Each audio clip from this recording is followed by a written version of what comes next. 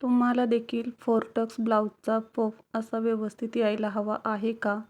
आणि अगदी प्रोफेशनल पद्धतीने ब्लाऊज शिवायचं असेल, तर बघा पफचं ड्राफ्टिंग आपल्याला व्यवस्थित आलं पाहिजे. हा जो मेन टक्स असतो तो 10.5 इंचावरती घ्यायचा आहे आणि हुक लूपच्या बाजूने 4 इंच एवढं घ्यायचं आहे अंतर.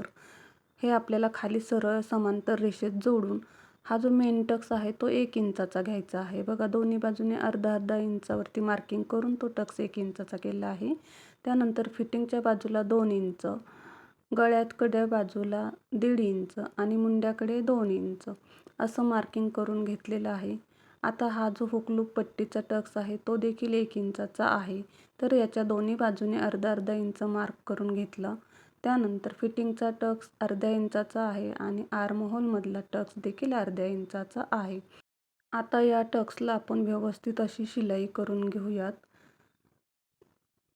जसं दाखवल्याप्रमाणे आणि बघा खूप सुंदर असा तुमचा पफ तयार झालेला आहे. आता याला खालच्या बाजूने क्रॉस पट्टी जोडूयात.